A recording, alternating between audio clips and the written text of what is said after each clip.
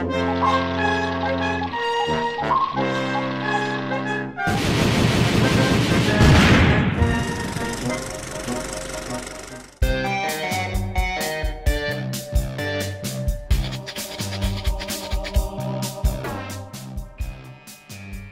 and welcome aboard the Battleship Pretension from Cinephile Video in Los Angeles, California. I'm Tyler Smith. I'm David Bax. And thank you for watching. David, how you doing? Hey, what's with all the questions?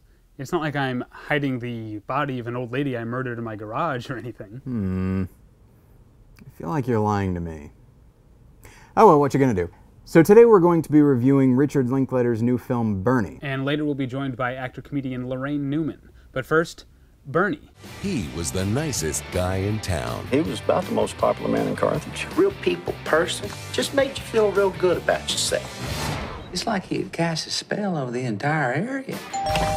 Bernie is the story of Bernie Tita, an assistant funeral director in the small East Texas town of Carthage. Oh yeah, Bernie took her everywhere. They went to Russia, Acapulco, New York City, they went to Europe. Bernie first befriends an old, mean widow, and then when she becomes too controlling of his time in life, murders her. You should just shoved the pillow right over her face. Bernie's kind and helpful demeanor, in addition to his generosity with the widow's money, means that despite confessing his crime, it will be a hard task to condemn him in Carthage's court of public opinion. Let's get into it, shall we? Indeed. We did just describe the plot of the movie, but how would you describe this type of movie? Comedy, I guess, right? It I mean, is a it's comedy, funny. It's based on a true story of an actual murder, like a real person was murdered. Okay, well, I was going to bring this up, and I guess maybe we'll start now. Okay. Because I like the movie. I like it a lot.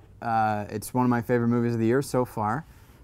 However, what is your opinion on a film that's based on true events that culminated in somebody's murder and then someone's lifelong incarceration, and it's being played for comedy? Like, does so much of the time is interviews with actual townspeople from Carthage who knew Bernie. And the thing is, those interviews are so funny.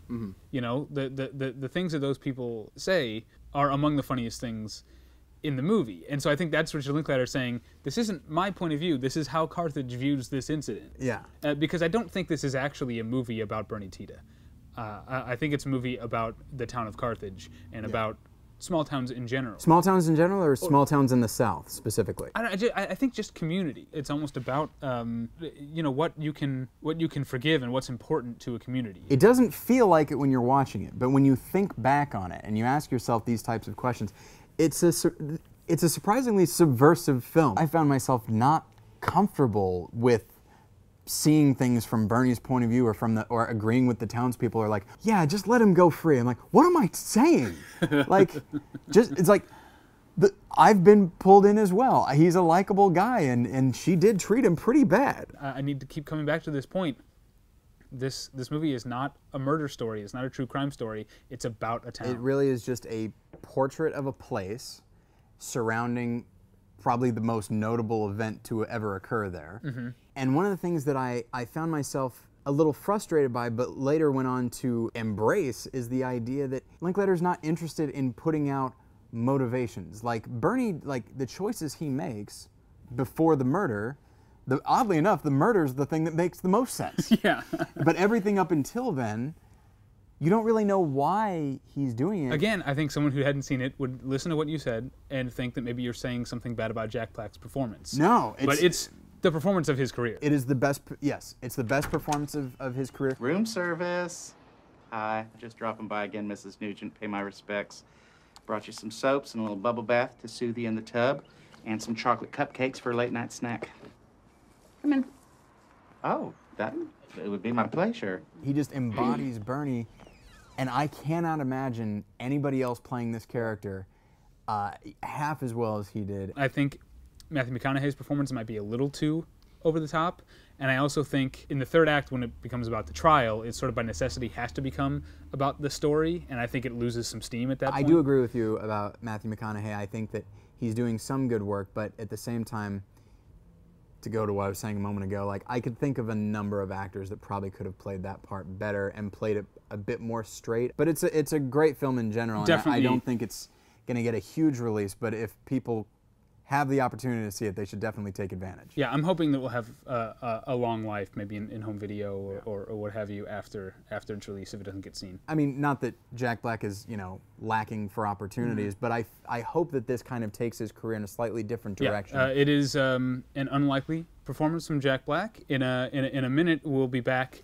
with actor-comedian Laraine Newman to talk about some other unlikely murderers in movies.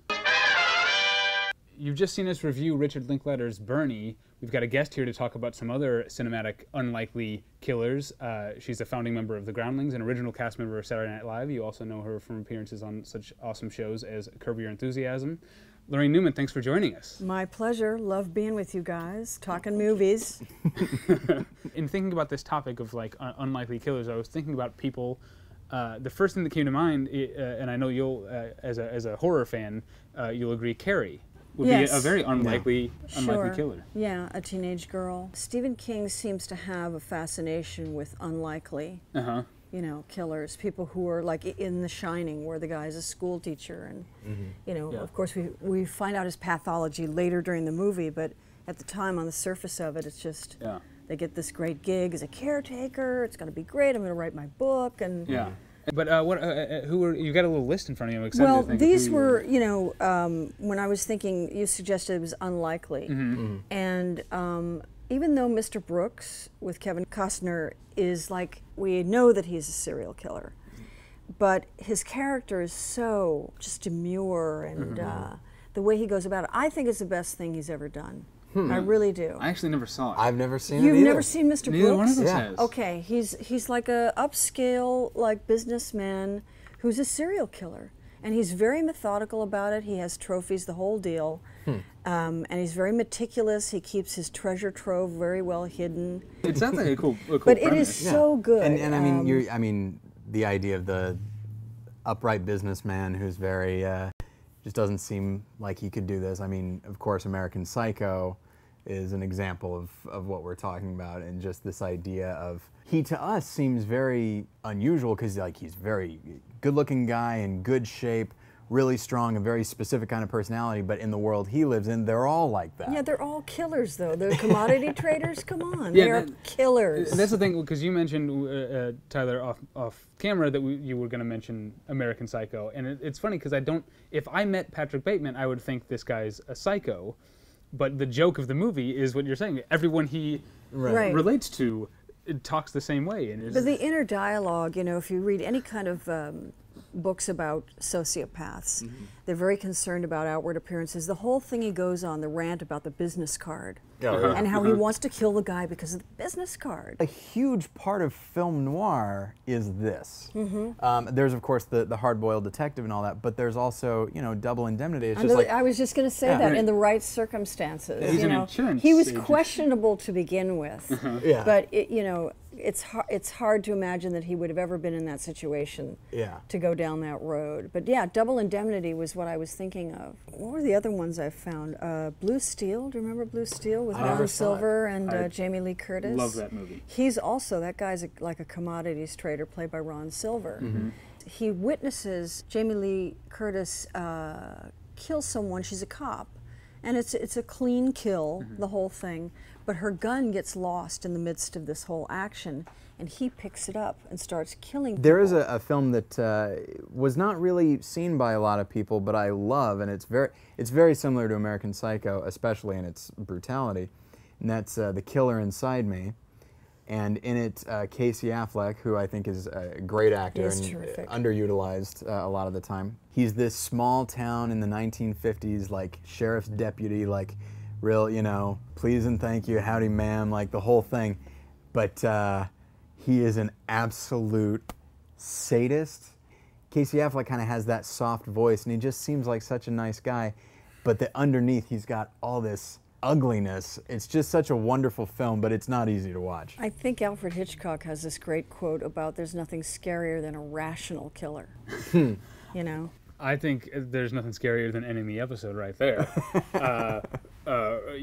Rationally, you can find us in our rational arguments at battleshippretension.com. You're making a promise we can't deliver on. Laraine, where can people find you online? LaraineNewman.com, and I'm on Facebook. All right. Thank you for joining us. Absolutely. Laraine. Thank you. Thank you to Cinephile Video for having us, and thank you at home for watching. We'll get you next time. Bye. Bye.